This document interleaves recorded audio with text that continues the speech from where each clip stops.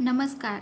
आजच्या व्हिडिओमध्ये मी तुम्हाला कुमारिकांनी मंगळागौरीचे व्रत का करावे, मंगळागौरीचे पूजन कसे करावे, कुमारिकांसाठी पूजनाची पद्धत कशी आहे, व्रताची कथा, व्रताचे महत्त्व, तसेच कुमारिका म्हणजे नेमके कोणत्या मुलींनी हे व्रत करावे याबद्दलची संपूर्ण माहिती सांगणार आहे.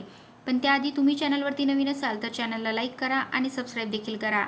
कमेंटमध्ये श्री स्वामी समर्थ किंवा हर हर महादेव किंवा ओम महालक्ष्मी नमः लिहायला विसरू नका.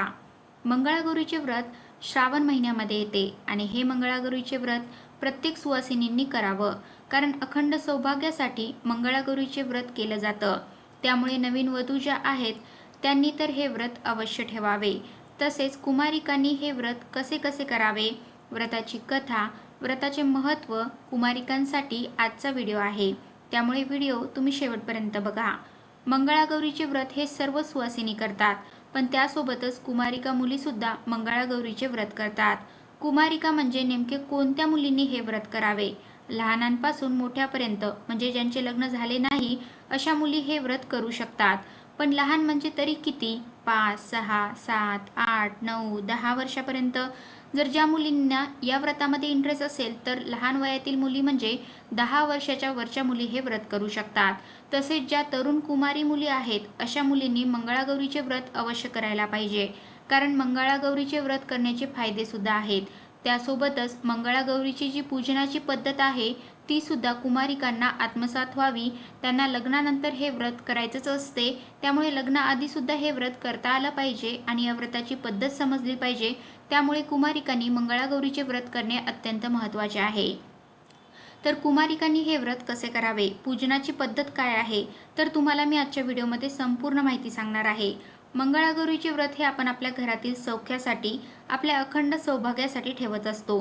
तर आजच्या व्हिडिओ फक्त कुमारिकांसाठी आहे. कुमारिकांनी पूजन कसे करावे, कुमारिकांना पूजनाची पद्धत माहिती असली पाहिजे. मंगळागौरी व्रताची पूजनाची पद्धत जी आहे तर ती अतिशय सोपी आहे.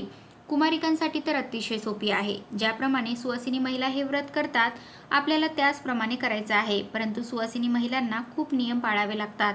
मात्र तुम्हाला इतके जास्त नियम पाळावे लागणार नाही.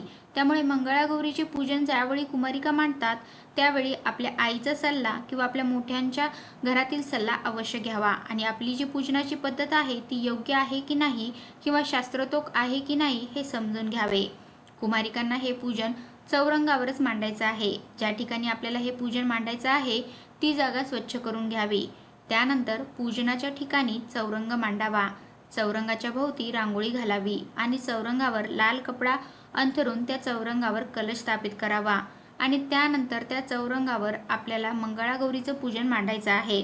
मंगळागौरीच्या पूजनामध्ये 16 प्रकारच्या वनस्पती असतात आणि या 16 प्रकारच्या वनस्पती, प्रत्येक वनस्पतीचा एक प्रकार, असे 16 पानं, अशा प्रकारच्या आपल्याला 16 वनस्पती या पूजनामध्ये पाहिजे असतात.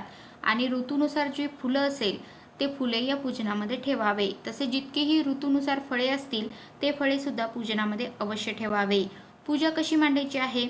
सर्वप्रथम आपल्या घरी जी देवीची मूर्ती असेल, शंकरजी, माता पार्वतीची मूर्ती असेल किंवा फोटो असेल, ते पूजनामध्ये पंचामृताचा अभिषेक करून मूर्ती तर अभिषेक करायचा आहे आणि फोटो असेल तर तो स्वच्छ कापडाने पुसून आपल्याला पूजेमध्ये ठेवायचा आहे.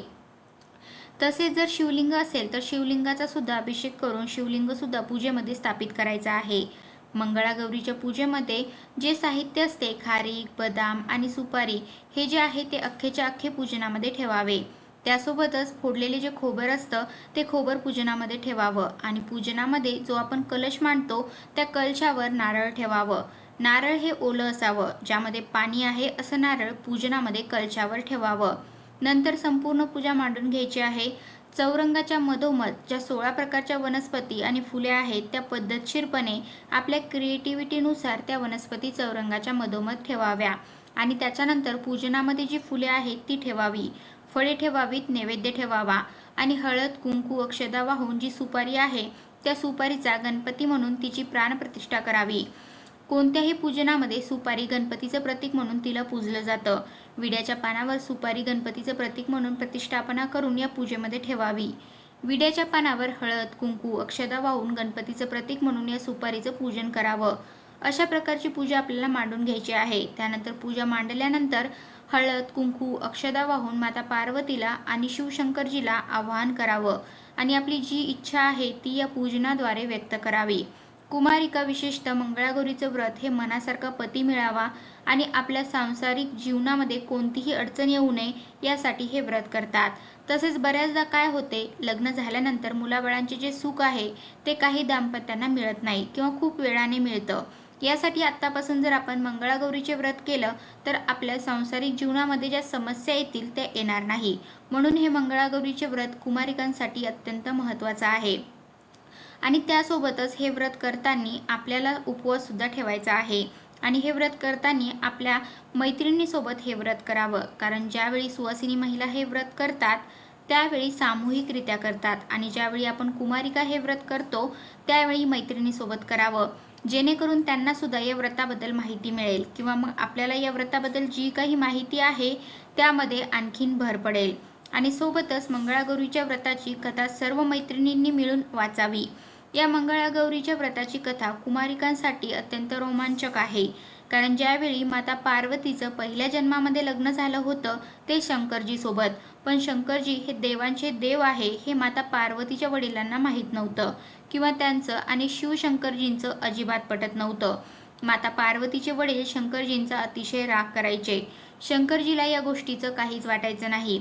शंकरजी आणि माता पार्वती यांचं जे वैवाहिक जीवन होतं ते अत्यंत चांगलं चाललं होतं, पण एकदा पार्वतीच्या वडिलांनी त्यांच्या घरी एक हवन ठेवलेलं असतं आणि त्या हवनामध्ये संपूर्ण देवदेवतांना बोलावतात, पण मात्र शंकरजीला बोलावत नाही।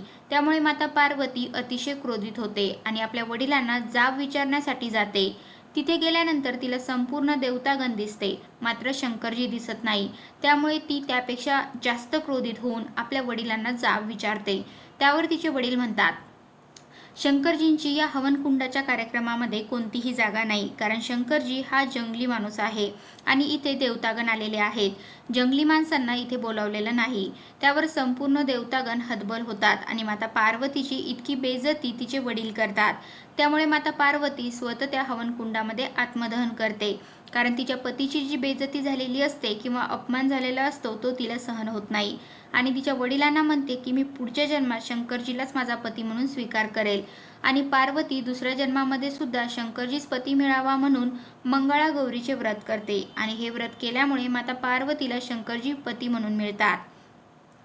तर अशा प्रकारे आजच्या व्हिडिओमध्ये मी तुम्हाला कुमारिकांनी मंगळागौरीचे व्रत का करावे, मंगळागौरीचे पूजन कसे करावे, कुमारिकांसाठी पूजनाची पद्धत कशी आहे, व्रताची कथा, व्रताचे महत्त्व, तसेच कुमारिका म्हणजे नेमका कोणत्या मुलींनी हे व्रत करावे याबद्दलची संपूर्ण माहिती सांगण्याचा प्रयत्न केलेला आहे। कसा वाटला तुम्हाला माझा आजचा व्हिडिओ कमेंट करून नक्की सांगा आणि कमेंटमध्ये श्री स्वामी समर्थ किंवा हर हर महादेव किंवा ओम महालक्ष्मी नमः लिहायला विसरू नका। धन्यवाद।